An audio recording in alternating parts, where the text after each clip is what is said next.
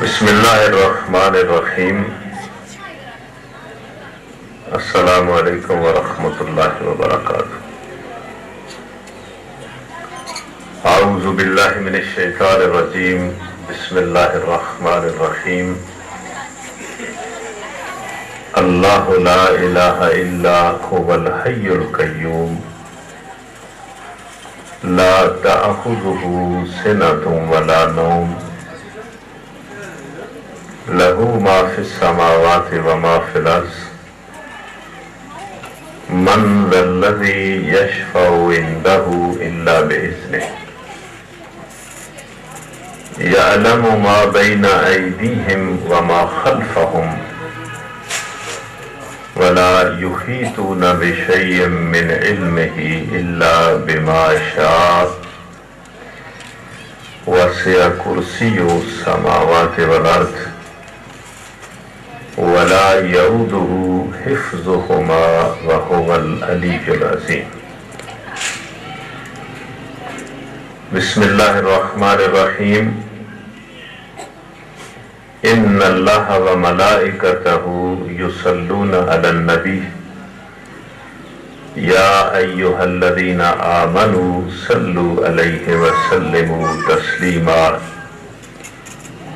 اللہم صل علی محمد وعلی آل محمد کما صلیت علی ابراہیم وعلی آل ابراہیم انک حمید مجید۔ اللہم بارک علی محمد وعلی آل محمد کما بارکت علی ابراہیم وعلی آل ابراہیم انک حمید مجید۔ ربنا علیک توکلنا وإلیک انبنا وإلیک المصیر۔ ربنا آمنا فاغفر لنا وارحمنا وانت خیر الراحمین۔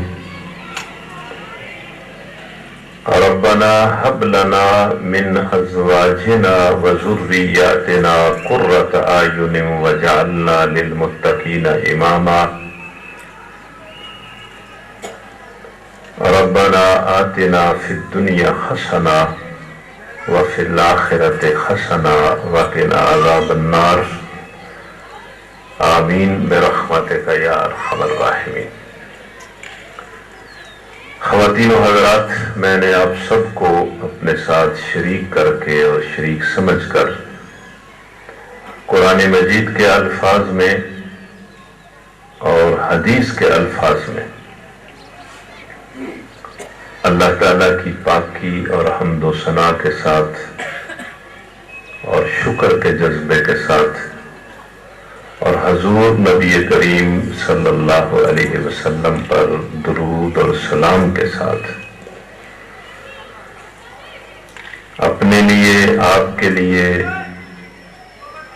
اپنے اور آپ کے والدین کے لیے، گھر والوں کے لیے، بچوں کے لیے، بھائیوں بہنوں اور ان کے بچوں کے لیے، اس شہر کے لیے، اس ملک اور قوم کے لیے اور سب اہل ایمان کے لیے اللہ سے گناہوں کی مغفرت اور رحمت اور فضل کی دعا کے ساتھ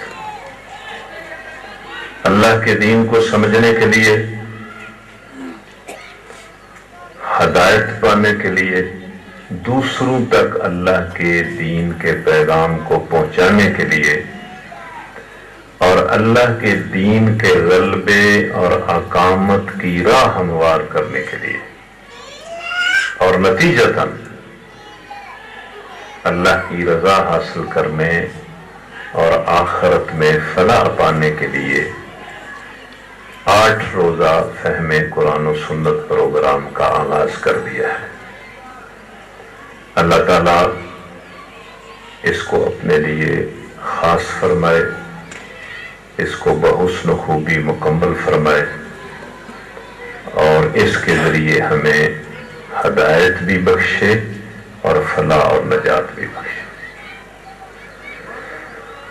تو ہم انشاءاللہ روزانہ اس پروگرام کو 5:15 بجے شروع کیا کریں گے اور مغرب کی اذان کے ساتھ اذان سے کوئی 5 منٹ پہلے مکمل کر دیا کریں گے. ٹھیک وقت پر شروع کیا کریں گے. آج بھی ہم نے ٹھیک 5:15 بجے شروع کر دیا ہے اور ٹھیک اذان سے کوئی 2-4 منٹ پہلے ہم انشاءاللہ اس کو مکمل کر دیا کریں گے. اس پروگرام کو ہم ایک نصاب کے مطابق چلائیں گے اور نصاب کی پرنٹڈ کاپیاں آپ کو کل انشاءاللہ مل جائیں گی.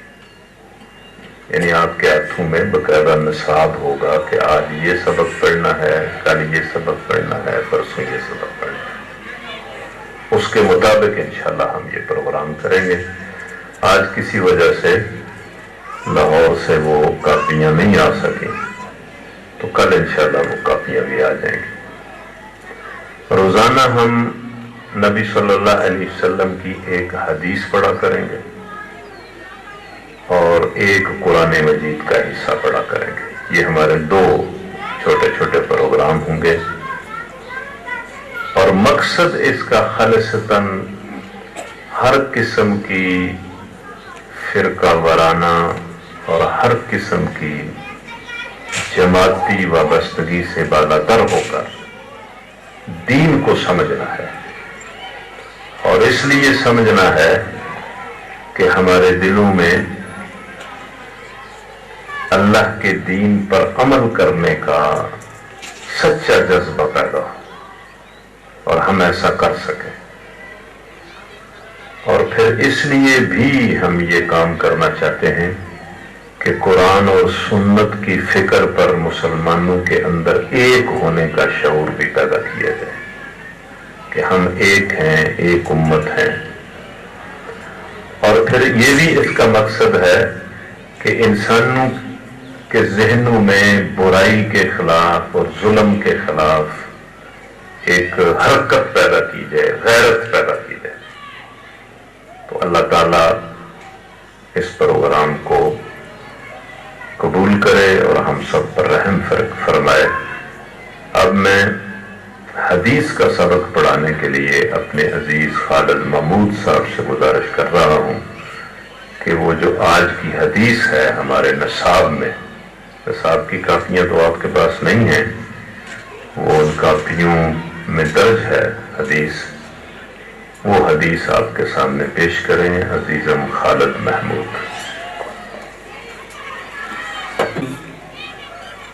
اللہم صلی علی سیدنا و مولانا محمد وعلی آل سیدنا و مولانا محمد صلی اللہ علیہ وسلم وبارک وسلم. محترم خواتین و حضرات، 8 روزہ فہم قرآن و سنت پروگرام کے پہلے دن ہم نے جس حدیث کا مطالعہ کرنا ہے اس کے راوی حضرت عمر بن خطاب رضی اللہ تعالی عنہ ہیں. وہ کہتے ہیں کہ میں نے رسول اللہ صلی اللہ علیہ وسلم کو یہ فرماتے ہوئے سنا کہ اعمال کا دار و مدار نیتوں ہی پر ہے. ہر شخص کو اس کی اچھی یا بری نیت کے مطابق اچھا یا برا بدلہ ملے گا. پس جس کی ہجرت اللہ اور اس کے رسول کے لیے ہوگی اس کی ہجرت انہی کی طرف سمجھی جائے گی. اور جس نے دنیا حاصل کرنے کے لیے یا کسی عورت سے نکاح کی غرض سے ہجرت کی تو اس کی ہجرت اسی کے لیے ہوگی جس کے لیے اس نے ہجرت کی. یہ جو حدیث ہے اس میں بنیادی طور پر ایک بات بتائی گئی ہے، لیکن وہ ایک بات اتنی اہم ہے کہ قیامت کے دن کسی شخص کا نیک عمل بھی اللہ کے حضور قبول تب ہوگا اور اس عمل کی بنیاد پر اسے اچھا اجر اور جنت تب ملے گی جب اس عمل کے اندر یہ چیز شامل ہو جس کا اس حدیث میں ذکر ہے.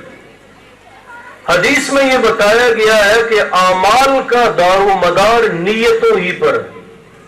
دار و مدار کا مطلب یہ ہے کہ عمل جو ہے اللہ کی بارگاہ میں قبول تب ہوگا جب نیت یہ ہو کہ میں یہ عمل اس لیے کر رہا ہوں کہ میرا رب مجھ سے راضی ہو جائے، آخرت میں جو امتحان ہونا ہے اس امتحان کے اندر میں کامیاب ہو جاؤں، تو قیامت کے دن کوئی عمل تب قابل قبول ہوگا، نمبر ایک کہ وہ شریعت کے مطابق ہو، یعنی قرآن اور سنت کی دلیل موجود ہو کہ یہ عمل قرآن اور سنت کے مطابق ہے، اور دوسری بات یہ کہ اس عمل کے پیچھے جو مقصد ہے، جو نیت ہے، جو دل کے اندر ہوتی ہے، وہ نیت یہ ہو کہ ہم نے اللہ کو راضی کرنا ہے اور کوئی مقصد نہیں ہے۔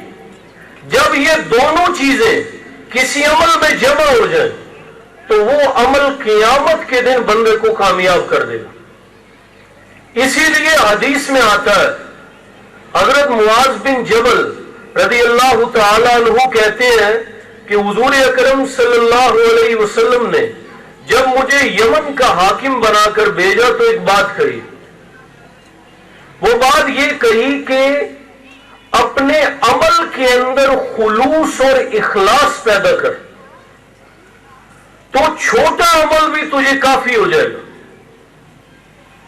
یعنی یمن کا حاکم بنایا، لیکن نصیحتیں جو کی ان میں ایک بات یہ بھی کہی کہ وہاں جا کر تو نے جو حکومت کرنی ہے، جو کام کرنے ہیں، ان میں نیت اللہ کی رضا کی رکھنا، اس نیت کے اندر کوئی فطور نہیں آنا چاہیے، یہ بنیادی چیز ہے۔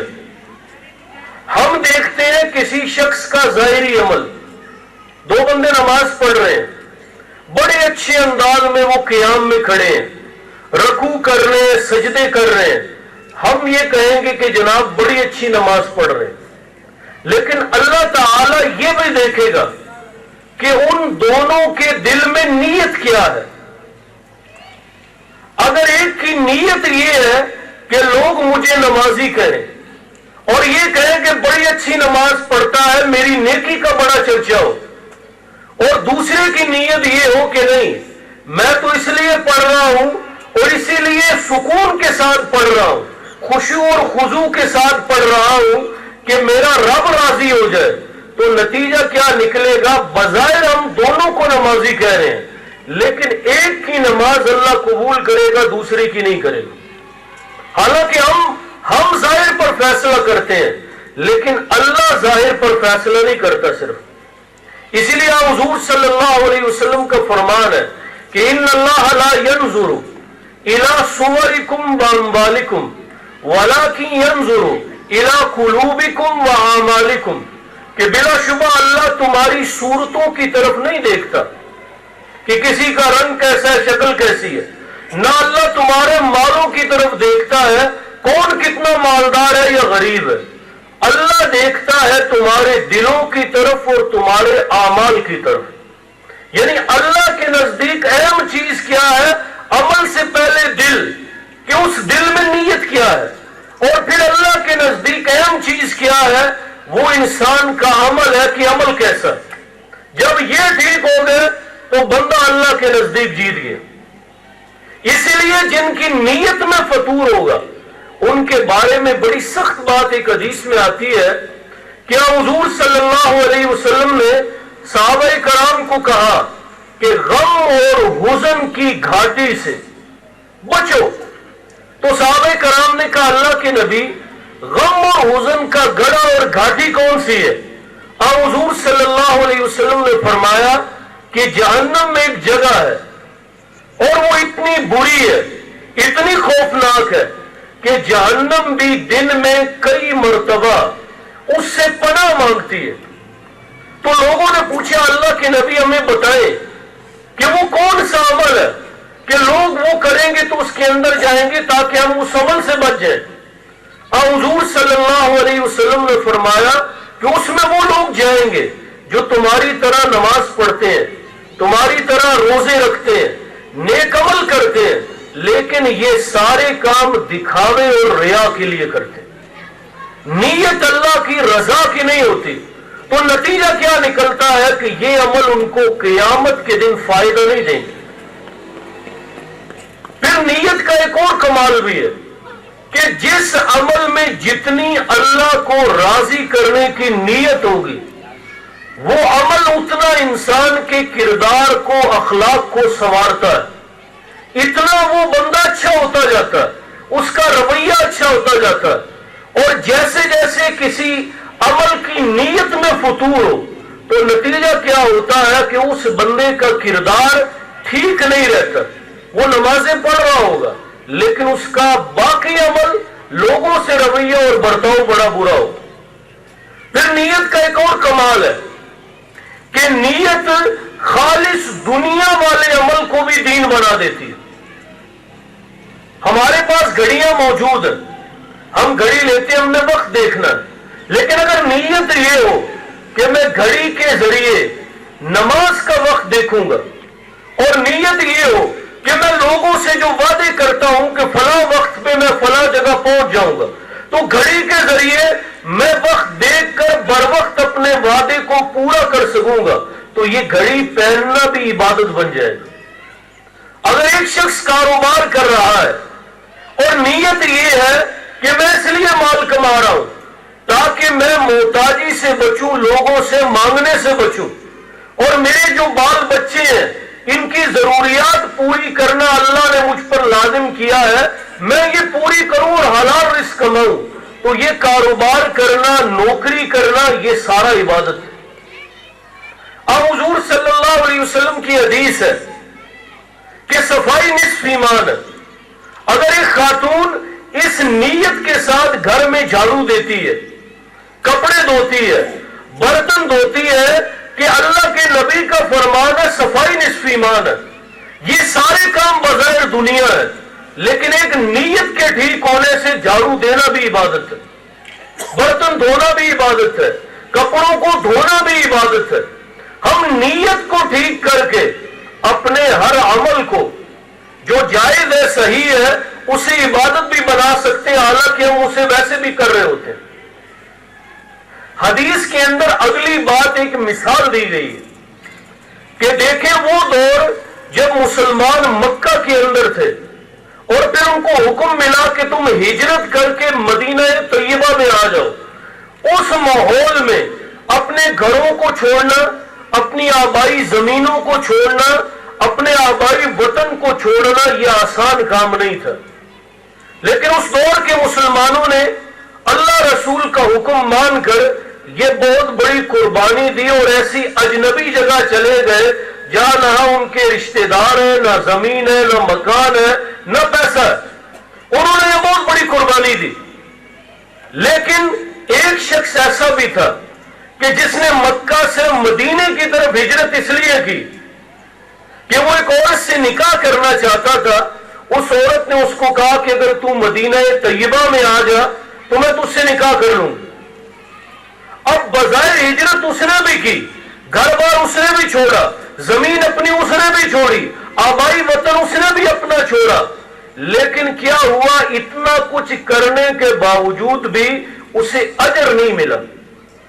وہ ماحول جس میں یہ باتیں صحابہ کر رہے تھے کہ یہ مہاجر ام قیس ہے، اس عورت کا نام ام قیس تھا، اس دور میں اللہ کے نبی نے یہ حدیث صحابہ کے سامنے بیان کی کہ بڑے سے بڑا عمل بھی اگر نیت ٹھیک نہ ہو تو نتیجہ کیا ہے، اس عمل کا بندے کو ثواب نہیں ملتا۔ آخری بات یہ کہ آپ سب یہاں آئے ہیں تو ہم نے اپنی نیتوں کو بھی خالص کرنا ہے کہ مقصد یہ ہے کہ ہم دین سیکھیں، اللہ کو، اس کے رسول کو کیا کام پسند ہے ہم وہ کام کریں گے، اور کیا کام ناپسند ہے ہم ان کاموں سے بچ جائیں گے۔ لیکن دین اس لیے سیکھنا کہ میری معلومات میں، میرے علم میں اضافہ ہو، اور پھر میں اپنا یہ علم لوگوں پر ظاہر کروں اور لوگ کہیں یہ بڑا عالم ہے جی، اس کے بعد دین کا بڑا علم ہے۔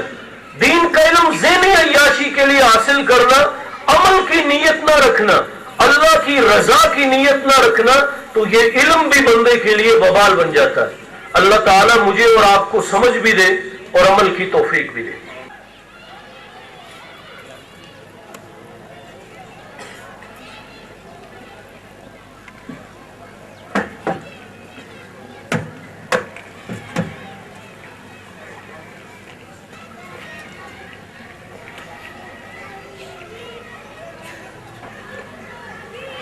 بسم اللہ الرحمن الرحیم۔ حضرات، ہم دوبارہ اللہ کی حمد و ثنا کے ساتھ اس کا شکر ادا کرتے ہیں کہ اس نے ہمیں قرآن کو، سنت کو اور دین کو سیکھنے اور سمجھنے کے لیے یہ پروگرام منعقد کرنے کی توفیق دی۔ یہ بلا شبہ اس کا شکر ہے جن دوستوں نے اس کے لیے بہت محنت کی ہے اور پہلے دن ہی بہت بڑا پنڈال سجا دیا ہے، اس پر خرچ بھی کیا ہے۔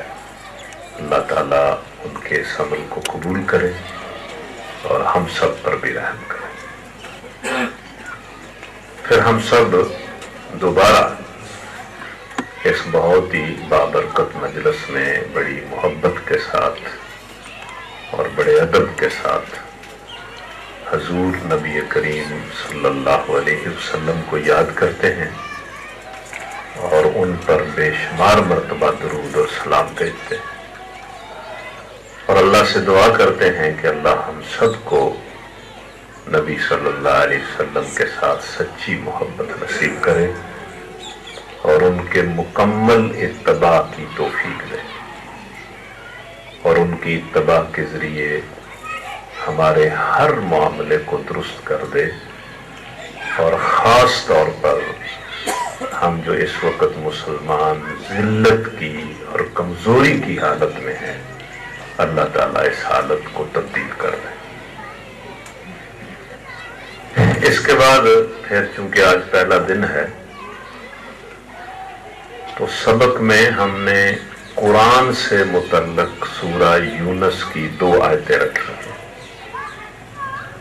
تو اب آپ بڑی توجہ کے ساتھ بلکہ بڑے خشوع کے ساتھ ان 2 آیتوں کو سن لیں۔ یہ سورہ یونس کی 2 آیتیں ہیں، آیت نمبر 57، آیت نمبر 56 اور 57، غالباً یہ ان کا نمبر ہے۔ ان دونوں آیتوں میں اللہ تعالیٰ نے قرآن مجید کے بارے میں بتایا ہے کہ قرآن کیا چیز ہے۔ سادہ سی بات ہے، کوئی مشکل بات نہیں ہے، صرف آپ کا دھیان ضروری ہے۔ دھیان کریں گے تو بات سمجھ آئے گی، تو پوری توجہ سے بات کو سنیں، اس لیے کہ ویسے بھی کوئی بات بندہ جب سنتا ہے تو اسے توجہ ہی سے سننی چاہیے، لیکن اگر بات اللہ کی ہو تو اس کو اور زیادہ توجہ سے سننا چاہیے۔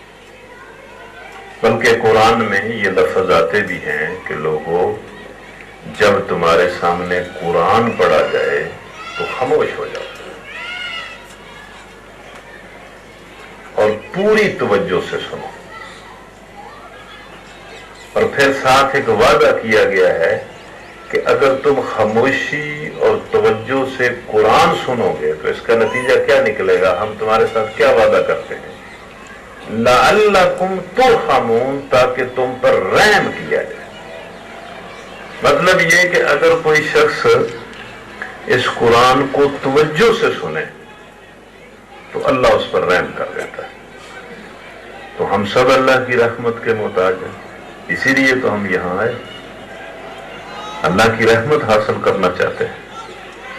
لہذا میں بہنوں اور بیٹیوں سے بھی کہتا ہوں اور آپ سے بھی کہتا ہوں کہ قرآن مجید کی یہ 2 آیتیں جو قرآن ہی سے متعلق ہیں، ان کو توجہ سے سن لیں تاکہ آپ کے ذہن میں اس پروگرام کی بھی ایک قدر اور قیمت پیدا ہو۔ پروگرام بھی تو ہمارا قرآن سے متعلق ہے، ہم ان 7-8 دنوں میں قرآن ہی کو سمجھنا چاہتے ہیں، تو قرآن کے بارے میں ان 2 آیتوں کو آپ سمجھ لیں۔ اعوذ باللہ من الشیطان الرجیم، بسم اللہ الرحمن الرحیم۔ یا ایھا الناس، یہ پہلے لفظ ہیں پہلی آیت کے، 2 آیتیں ہیں۔ یا ایھا الناس، سارے انسانوں کو اللہ نے خطاب کیا۔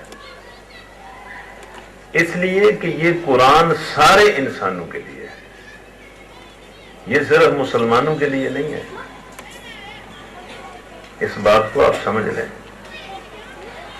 یہ ٹھیک ہے کہ جو بندہ اس پر ایمان لے آتا ہے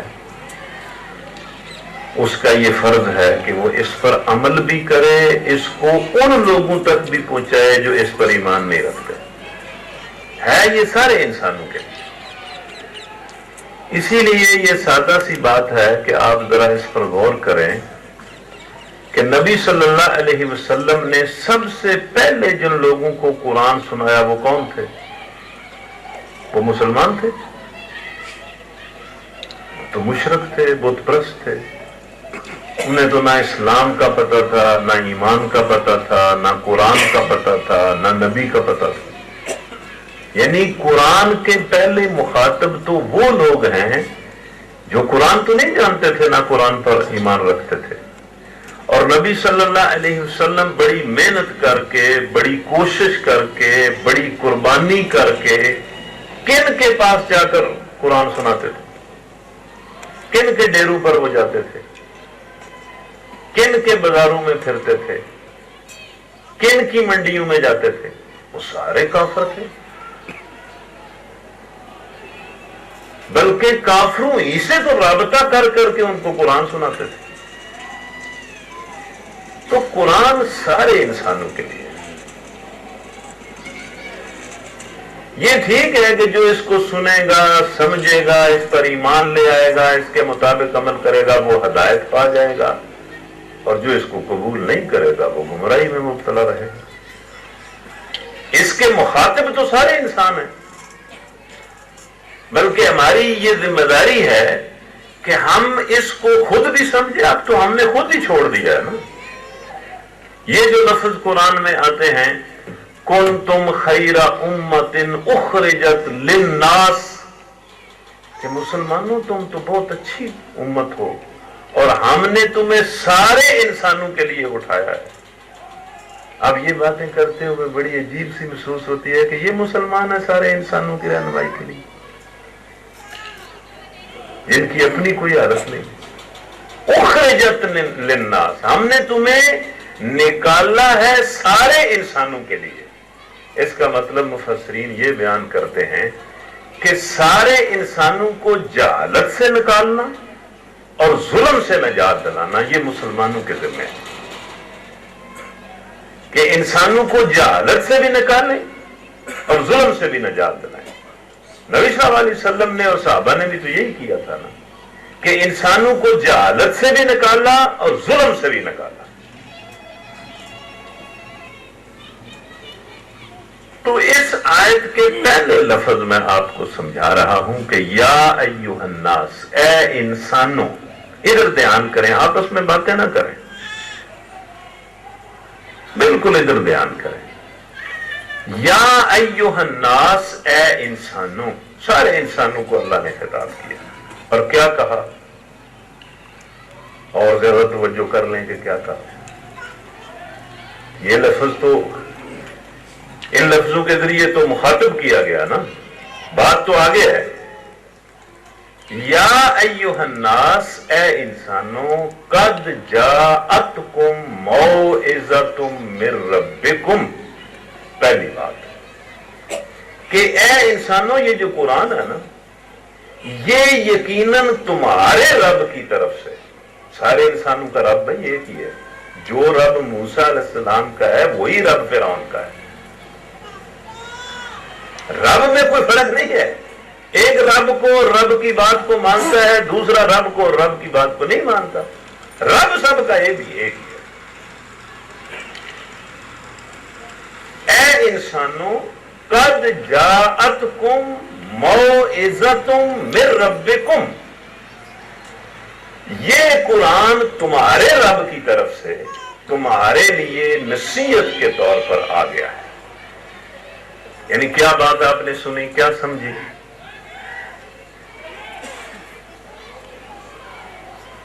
کہ اللہ جو ہم سب کا رب ہے، بھائی ہم مانتے ہیں نا رب ہے، مانے بغیر چارہ بھی کیا ہے۔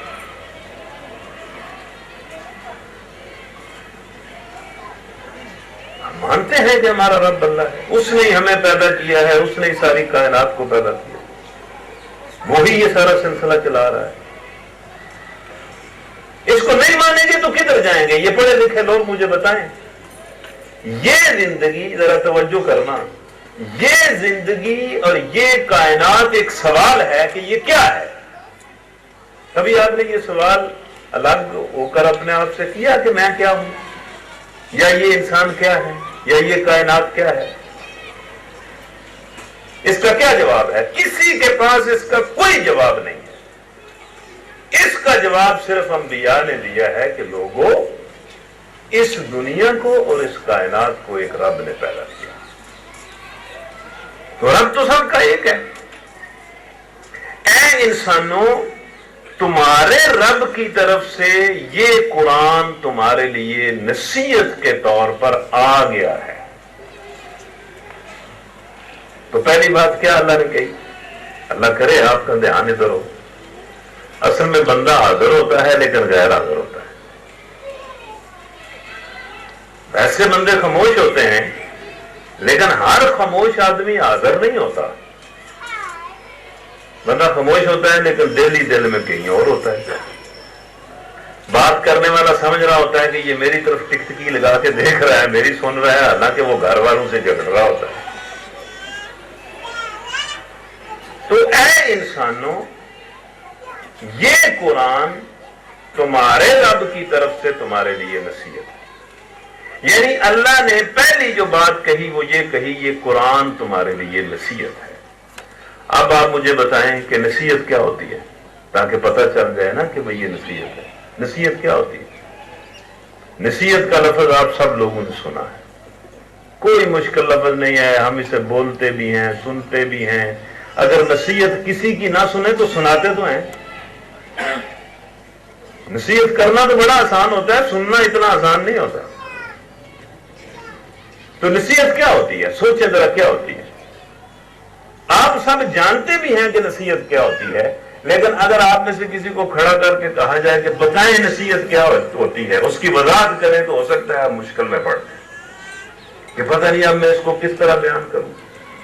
اب سنیں نصیحت کیا ہوتی ہے. نصیحت اس گفتگو کو اور اس کلام کو کہتے ہیں جو انسان دوسرے کے ساتھ اس لیے کرتا ہے کہ اس کو نقصان سے بچا لے اور اس کو فائدے کی ترغیب دے.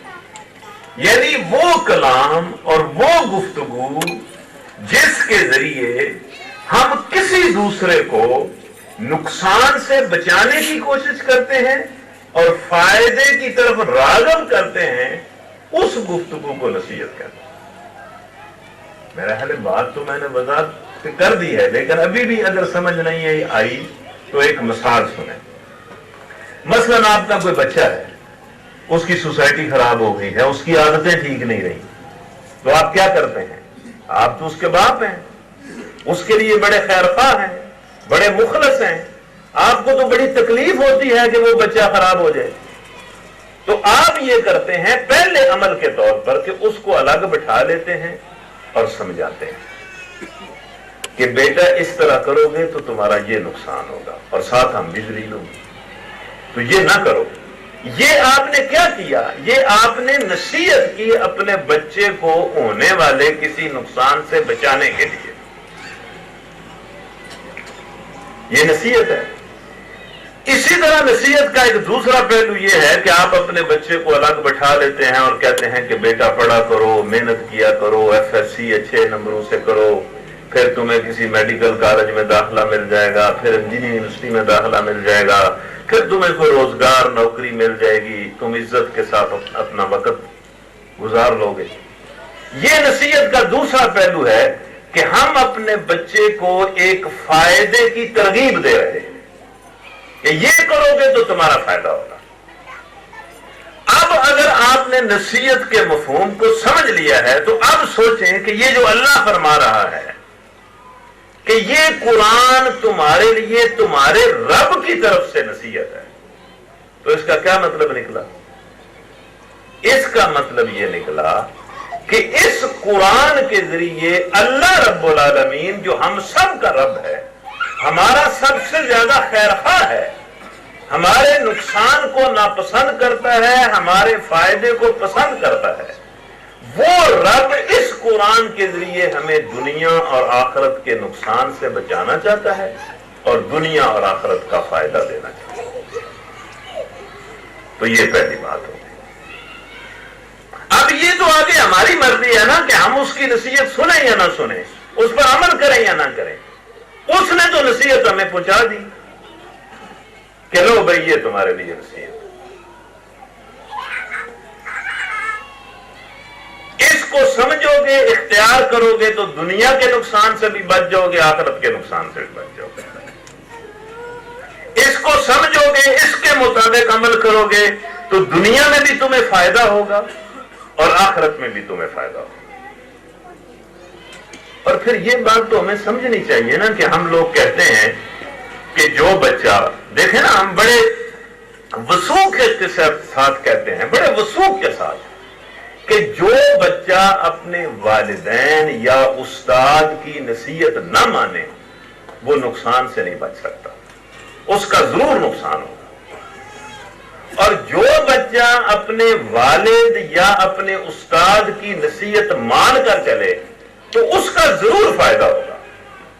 تو کیا خیال ہے آپ کا کہ والد اور استاد کی نیت کی نصیحت نہ ماننے سے تو نقصان ہوتا ہے، اللہ کی نصیحت نہ ماننے سے نقصان نہیں ہوتا؟ یا والد اور استاد کی نصیحت ماننے کا تو فائدہ ہوتا ہے تو اللہ کی نصیحت ماننے کا کوئی فائدہ نہیں ہوتا؟ نہیں، ایسا نہیں ہے۔ سب سے زیادہ اچھی نصیحت ہمارے رب کی ہے اور وہ یہ قرآن مجید ہے۔ تو یہ آپ کی خوش قسمتی ہے، واللہ میرا تو پھر یہ جی چاہتا ہے کہ جن لوگوں نے اس کا انتظام کیا ہے، اس کے لیے محنت کی ہے، مجھے بار بار کہا ہے، بار بار ٹیلی فون کیے کہ جی ہم نے پروگرام رکھنا ہے، آپ یہ پروگرام کرتے ہیں پورے ملک میں، ہمارے شہر میں بھی رکھیں، وہ لوگ قابل مبارک ہیں جن کے ذریعے آپ کو اور ہم سب کو اللہ رب العالمین کی نصیحت پہنچ رہی ہے۔ تو یہ قرآن مجید نصیحت ہے جس کو ہم انشاءاللہ 7 دن سمجھیں گے کہ ہمارا رب ہم سے کیا کہتا ہے، کیا نصیحت ہمیں کرتا ہے۔ اس کے بعد اس آیت میں کیا الفاظ ہیں؟ بس 2 آیتیں ہی پڑھنی ہیں۔ آپ اپنے آپ کو ریلیکس رکھیں، ویسے بھی آپ کو ریلیکس رکھنا چاہیے کہ لمبی بات تو یہاں نہیں ہوگی، یہاں تو مغرب کی اذان کے ساتھ ہی یا اس سے پہلے ہی پروگرام مکمل ہو جائے۔ کوئی اس میں ایسی بات نہیں ہے، ہم نے جان بوجھ کر اس پروگرام کو مختصر رکھا ہے کہ بندے کا سننے کا سٹیمنا کوئی بہت زیادہ نہیں ہوتا، توجہ سے سننے کا سٹیمنا۔ دوسری بات کیا ہے؟ وَشِفَاءٌ لِمَا فِي الصُّدُورِ۔ یہ قرآن، پہلی بات تو یہ ہے نا کہ قرآن نصیحت ہے، دوسری بات اس آیت میں یہ ہے کہ وَشِفَاءٌ لِمَا فِي الصُّدُورِ، یہ قرآن سینوں کی بیماریوں کا علاج نہیں ہے، علاج کے لفظ نہیں ہے، علاج اس کا صحیح ترجمہ نہیں ہے۔ یہ قرآن سینوں کی بیماریوں کے لیے حتمی شفا ہے۔ علاج تو بھائی کیا جاتا ہے، وہ کامیاب بھی ہوتا ہے، ناکام بھی ہو جاتا ہے۔ کوئی ڈاکٹر یہ تو نہیں کہہ سکتا نا کہ بھائی میں یہ جو تیرا علاج کر رہا ہوں یہ لازماً ہی کامیاب ہو جائے گا، لیکن اللہ یہ فرما رہا ہے کہ اگر کوئی بندہ اس قرآن کو، اس کی نصیحت کو قبول کر لے گا تو اس نصیحت کا سب سے پہلا اثر اس کے دل پر ہوگا اور اس کے دل کے سارے فطور اور فتنے ختم ہو جائیں گے، اس کا دل ٹھیک ہو جائے گا، اور جب دل ٹھیک ہو جائے تو ہر چیز ٹھیک ہو جاتی ہے۔ بھائی یہ جو جتنی خرابیاں انسان میں ہیں، جتنے فتنے ہیں، جتنے اخلاقی خرابیاں ہیں، جتنی بے حیائیاں ہیں، جتنی بدکاریاں ہیں، جتنے ظلم ہیں، جتنی زیادتیاں ہیں، ان کی بیس کیا ہے؟ انسان کا دل ہے۔ جب انسان کا دل خراب ہو جاتا ہے تو انسان خراب ہو جاتا ہے، پھر اس خرابی کا مختلف طریقوں سے اظہار ہوتا ہے۔ قرآن کیا کرتا ہے؟ قرآن دل پر اثر کرتا ہے، انسان کے اندر کو تبدیل کرتا ہے، اور اس کے دل کو اندر کو تبدیل کر کے اس کی پوری زندگی کو ٹھیک کر دیتا ہے۔ آج ہم خراب کیوں ہیں؟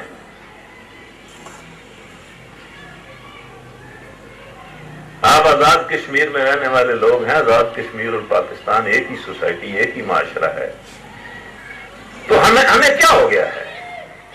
کیا ہم ٹی بی کی وجہ سے مر رہے ہیں، یا ہم ہارٹ اٹیک کی وجہ سے دنیا میں ذلیل ہو رہے ہیں کہ ہمارے اندر ہارٹ اٹیک زیادہ ہو گیا؟ کیا ہم ایسے کی وجہ سے برباد ہو رہے ہیں؟ ہم تو برباد ہو رہے ہیں اپنی بد دیانتی، بے حیائی کی بنیاد پر۔ اور یہ بد دیانتی اور بے حیائی کی بیماری کہاں سے شروع ہوتی ہے؟ انسان کے دل سے شروع ہوتی ہے۔ تو قرآن مجید کے بارے میں اللہ نے دوسرے نمبر پر یہ بات ارشاد فرمائی کہ لوگوں، یہ شفاء لما فی الصدور ہے، تمہارے دلوں کی ساری خرابیوں کو دور کر دیتا ہے۔ جتنی ہمارے اندر خرابیاں ہیں، ہمارے معاشرے کے اندر، ہمارے افراد کے اندر، ساری خرابیوں کی جڑ ہمارے خیالات، ہمارے نظریات، ہمارے ارادے، ہماری سوچیں، یہی ہے۔ اور قرآن یہ درست کر دیتا ہے، بالکل درست کر دیتا ہے۔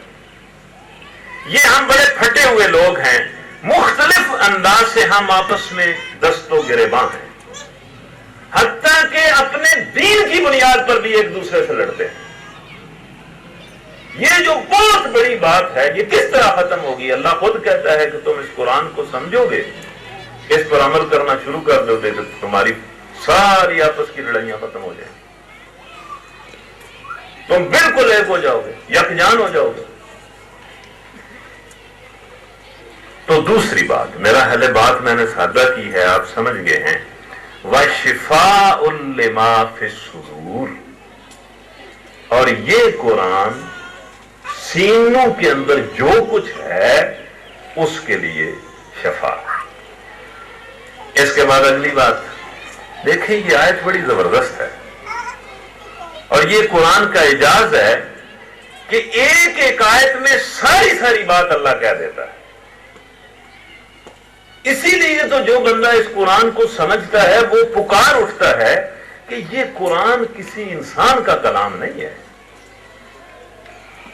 یہ ہو ہی نہیں سکتا کہ کوئی انسان اس طرح کا کلام بنا لے۔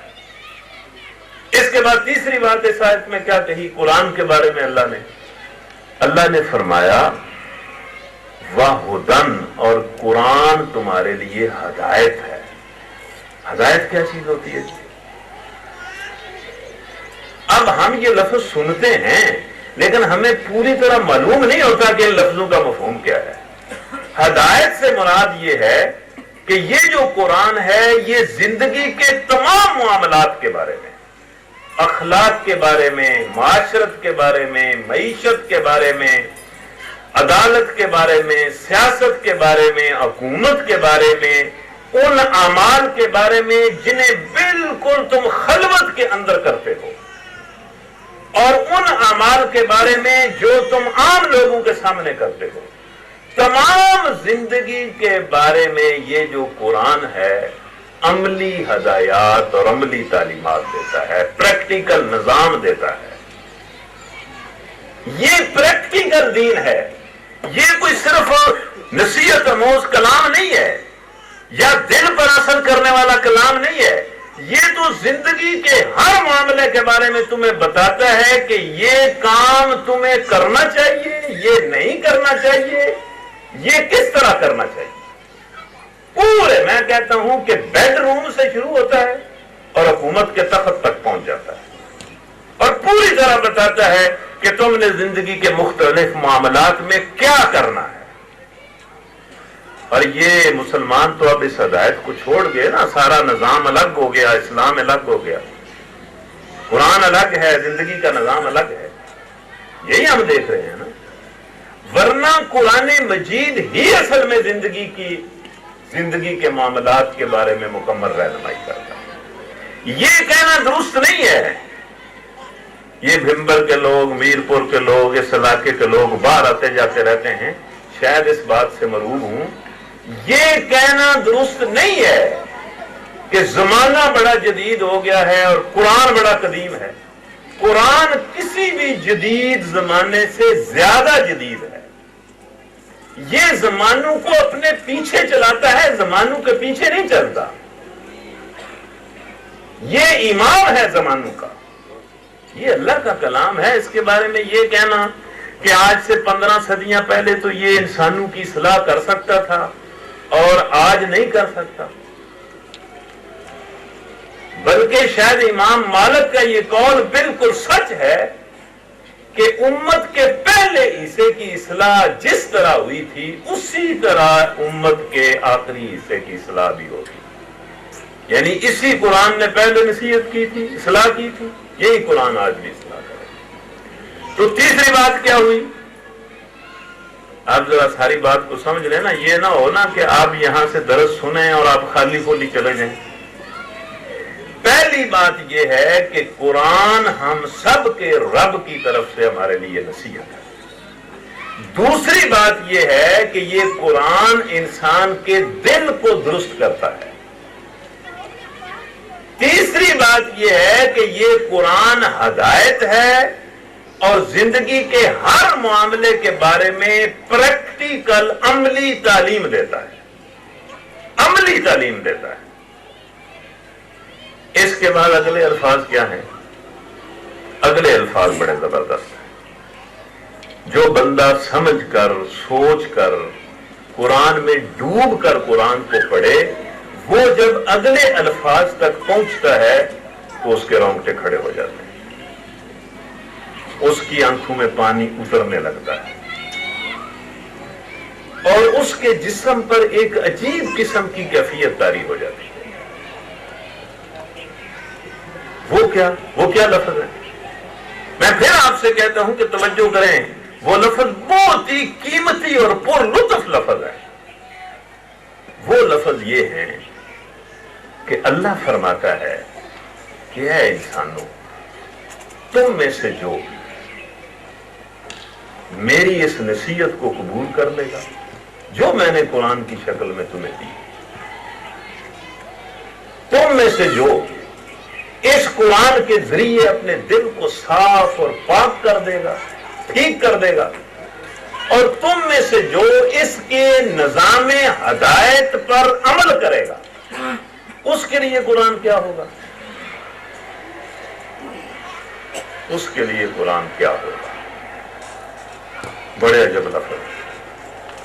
اللہ فرماتا ہے وَرَحْمَةٌ لِّلْمُؤْمِنِينَ، ایسے ایمان لانے والوں کے لیے قرآن اللہ کی رحمت بن جائے گا۔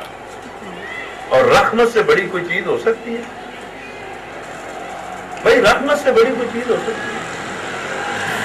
رحمت تو ایک ایسا لفظ ہے، میں کبھی کبھی سوچتا ہوں کہ رحمت ایسا لفظ ہے جس لفظ کا کوئی دوسرا لفظ نعم البدل نہیں۔ رحمت تو رحمت، رحمت تو رحمت۔ یہ کس کو ملے گی؟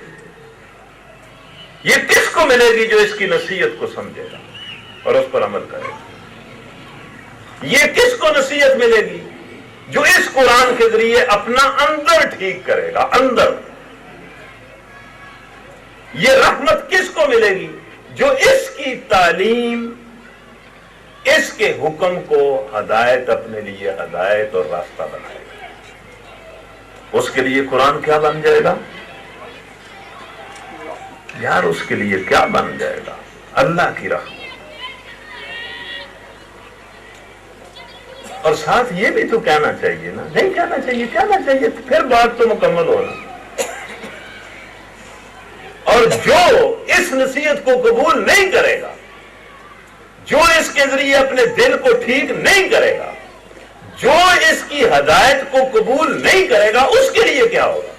وہ اللہ کی رحمت سے محروم رہ جائے گا، اسے رحمت نہیں ملے گی، خواہ وہ کوئی فرد ہوگا یا وہ کوئی قوم ہوگی۔ اب آپ کو پتا چلا کہ ہم کیوں رحمت سے محروم ہیں؟ اس سے محروم ہیں اس لیے رحمت سے بھی محروم. جب تک اس کو اپنا امام نہیں بنائیں گے اس وقت تک اللہ کی رحمت کے حقدار نہیں بنیں گے. یہ بات سادہ سی ہے. تو یہ پروگرام ہم نے کیوں رکھا ہے؟ اس لیے کہ ہم رحمت کے حقدار بنے، ہمارا رب ہم پر رحم کرے. میں تو یہاں اس موقع پر دعا بھی کرتا ہوں کہ یا اللہ ہم سب پر اور اس قوم پر اس قرآن کے ذریعے اپنی رحمت فرما. اس پر آمین کہنا چاہیے. آمین کہتے ہوئے ڈرنا نہیں چاہیے کہ کہیں قرآن پر عمل ہی نہ کرنا پڑ جائے. آمین کہنا چاہیے کہ یا اللہ ہم سب کو اور ہماری اس قوم کو اس قرآن کے ذریعے اپنی رحمت سے نواز دے، اپنی رحمت ہمیں بخش. اس کے بعد دوسری آیت ہے. میں نے آپ سے 2 آیتیں کہی تھی کہ میں آج کے سبق میں، چونکہ یہ تعارفی سبق ہے نا اور قرآن ہم نے پڑھنا ہے، حدیث بھی قرآن ہی ہے نا، حدیث بھی قرآن کی تشریح کا نام حدیث ہے، قرآن ہی کی تشریح کا نام سنت ہے. نبی صلی اللہ علیہ وسلم نے اپنے قول اور عمل کے ذریعے جو کچھ کیا وہ قرآن کی تشریح ہے. اور تشریح کیا ہے؟ تو ہم نے ان 7 دنوں میں قرآن پڑھنا ہے، اس لیے میں قرآن کی یہ 2 آیتیں آپ کے سامنے پڑھ رہا ہوں. اب دوبارہ پڑھیں. یہ آیت آپ نے کیا پڑھی ہے؟ یا ایھا الناس قد جاءتکم موعظۃ من ربکم وشفاء لما فی الصدور وہدی ورحمۃ للمؤمنین. کہ اے انسانوں، یہ قرآن تمہارے رب کی طرف سے تمہارے لیے نصیحت ہے، یہ قرآن دلوں کی بیماریوں کے لیے شفا ہے، یہ قرآن زندگی کے ہر معاملے کے لیے ہدایت ہے، اور جو اس قرآن کی راہ کو اختیار کر لے ان ماننے والوں کے لیے قرآن اللہ کی راہ. لو جی یہ ایک آیت مکمل ہو گئی. آج میرا خیال ہے پہلا دن ہے، آپ کو چھٹی اگر ذرا جلدی مل جائے گی تو اور آپ خوش ہوں گے کہ یہ تو جلدی چھٹی دے دینے والے لوگ ہیں.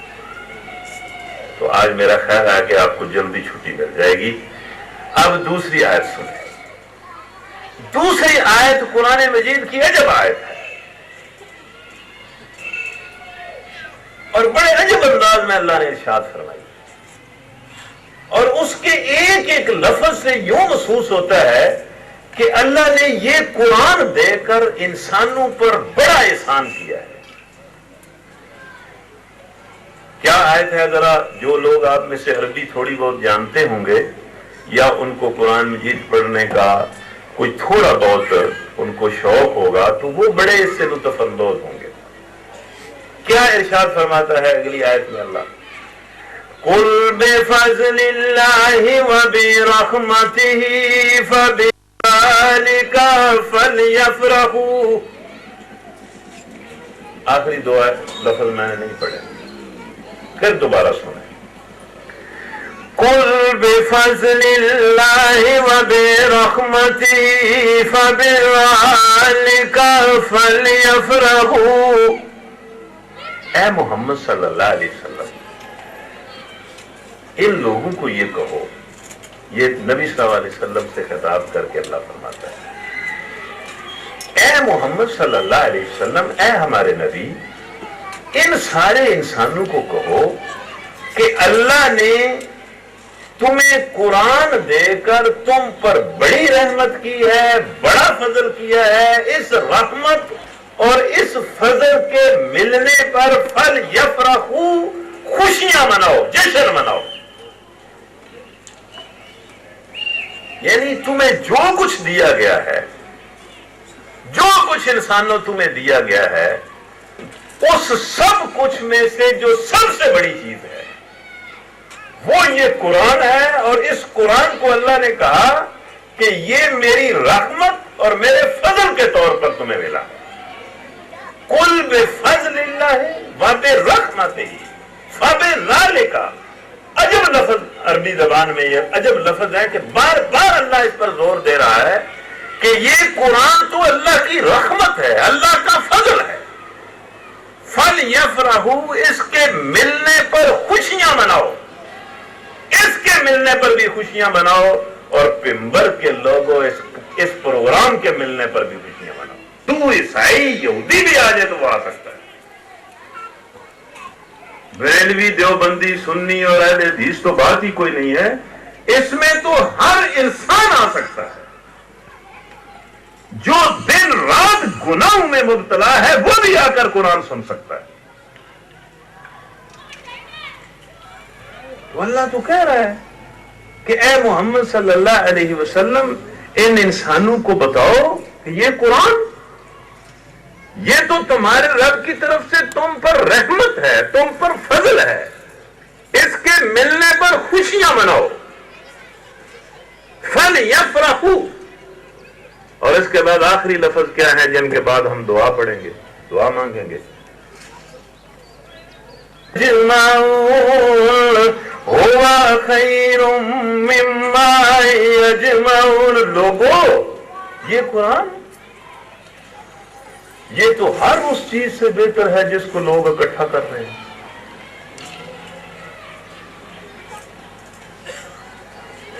یہ قرآن ہر اس چیز سے بہتر ہے جس کو لوگ جمع کر رہے ہیں۔ لوگ کیا جمع کر رہے ہیں؟ لوگ پیسہ جمع کر رہے ہیں، بینک بیلنس میں اضافہ کر رہے ہیں۔ لوگ کیا جمع کر رہے ہیں؟ بڑے بڑے مکان جمع کر رہے ہیں، اور مکانوں کے منہ اور پشت پر ٹائلیں لگا رہے ہیں۔ لوگ کیا جمع کر رہے ہیں؟ ممبریاں جمع کر رہے ہیں۔ واللہ یہ قرآن ہر اس چیز سے بہتر ہے جس کو لوگ جمع کر رہے ہیں۔ لیکن اس کا یہ مطلب تو نہیں ہے ممبر کے لوگوں، اس کا یہ مطلب نہیں ہے کہ کاروبار نہیں کرنا چاہیے، پیسے نہیں کمانے چاہیے، عزت حاصل کرنے کی کوشش نہیں کرنی چاہیے، اچھا مکان نہیں بنانا چاہیے۔ اس کا یہ مطلب نہیں ہے۔ اس کا مطلب یہ ہے کہ اگر کوئی انسان یا اگر کوئی قوم اس قرآن کو چھوڑ کر، قرآن کے راستے کو چھوڑ کر ساری دنیا بھی جمع کر لے تو کچھ بھی نہیں، ساری دنیا اکٹھی کر لے تو کچھ نہیں۔ دنیا بھی وہ جو اس قرآن کے تحت ہو، اس کے لیے ہو، اس کے حکم کے مطابق ہو، اس کی اسپرٹ کے مطابق ہو، دنیا بھی وہ ہے۔ وہ قرآن مجید میں آتا ہے کہ ایمان اور عمل صالح کی توفیق کے ساتھ دنیا زیادہ مل جائے تو بھی اچھی ہے، تھوڑی مل جائے تو بھی اصل چیز ایمان اور عمل صالح کی توفیق ہے جو یہ قرآن عطا کرتا ہے۔ تو یہ ہمارا پہلا سبق تھا، یہ ہمارا آج پروگرام شروع ہو گیا۔ میں آپ سب کو دعوت دیتا ہوں بڑے اخلاص کے ساتھ، بڑی محبت کے ساتھ اور بڑی خیرخواہی کے ساتھ کہ آپ لوگ مستقل 7-8 دن اس پروگرام میں آئیں اور پوری توجہ سے بات سنیں، سوال کو اور اعتراض کو وقتی طور پر ملتوی کریں۔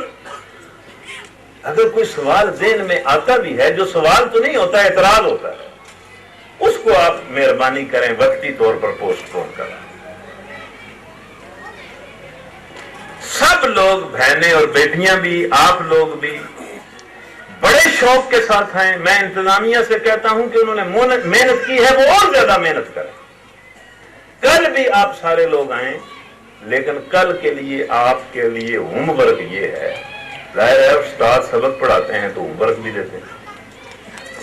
ہوم ورک یہ ہے کہ آپ میں سے کوئی بھی کل اکیلا نہ آئے، کسی دوسرے کو ساتھ لے جائے، اپنے گھر والوں کو ساتھ لائے، اپنے پڑوسیوں کو ساتھ لائے، اپنے ساتھ بندے 2-2 4-4 5-5 لائیں تاکہ سب لوگ مل کر قرآن پڑھیں۔ کل انشاءاللہ ہم اپنے سبق کا دوسرا حصہ، دوسرا سبق پڑھیں گے۔ الحمدللہ وکفی والسلام علی عبادہ الذین اصطفی۔ یا اللہ ہم سب کو معاف کر دے، یا اللہ ہم سب کے سینے، یا اللہ ہم سب کے دل، یا اللہ ہم سب کے دماغ اسلام کے لیے اور قرآن کے لیے کھول دے۔ یا ارحم الراحمین، ہم میں سے جس کی جو شرعی اور جائز حاجت ہے اس بابرکت پروگرام میں، یا اللہ ہم دعا کرتے ہیں کہ ہماری اس حاجت کو پورا کر دے۔ یا اللہ ہم میں جو بیمار ہیں، ہمارے گھروں میں جو بیمار ہیں، ان کو شفا بخش دے۔ یا اللہ ہم میں سے جو جس مشکل جس پریشانی میں مبتلا ہے اس کی اس مشکل کو دور کر دے، اس کی پریشانی کو دور کر دے۔ یا ارحم الراحمین، یا ارحم الراحمین، یا ارحم الراحمین، ہم سب کے والدین کی مغفرت فرما، ان پر شفقت اور مہربانی فرما۔ جن کے والدین اس دنیا سے جا چکے ہیں ان پر بھی رحمت اور شفقت فرما، اور جن کے والدین زندہ ہیں ان پر بھی شفقت اور مہربانی فرما۔ یا اللہ ہمارے ساتھ ہماری یہ بہنیں اور بیٹیاں ہیں، چھوٹے چھوٹے بچے ہیں، یا اللہ ان پر بھی اپنی شفقت اور مہربانی فرما۔ ہماری ان بہنوں اور بیٹیوں کو اپنے اپنے گھروں میں شاد اور آباد فرما، پریشانیوں سے، دکھوں سے، مصیبتوں سے ان کو اپنی پناہ میں رکھ۔ یا ارحم الراحمین، یا ارحم الراحمین، یا ارحم الراحمین، اس قوم پر بھی رحم فرما۔ یا اللہ اس قوم کو بحران سے نکال، اور یا اللہ اس قوم کو ہدایت کے راستے پر چلا اور خوشحالی اور امن کے راستے پر چلا۔ یا اللہ اس قوم کو ہدایت، امن اور خوشحالی سے نواز دے۔ یا اللہ نفرتوں کے کانٹے اٹھا لے اور اس ماحول اور معاشرے میں محبت کے گلشن آباد فرما، محبت کے گلشن آباد فرما۔ یا اللہ انسانوں کی خیرخواہی کی توفیق دے، انسانوں کو نفع پہنچانے کی توفیق نصیب فرما۔ یا ارحم الراحمین، اپنا سایہ رحمت نصیب فرما، اپنی پناہ میں رکھ۔ آمین۔ اللہم صلی وسلم علی نبینا محمد وعلی آلہ وصحبہ اجمعین برحمتک یا ارحم الراحمین۔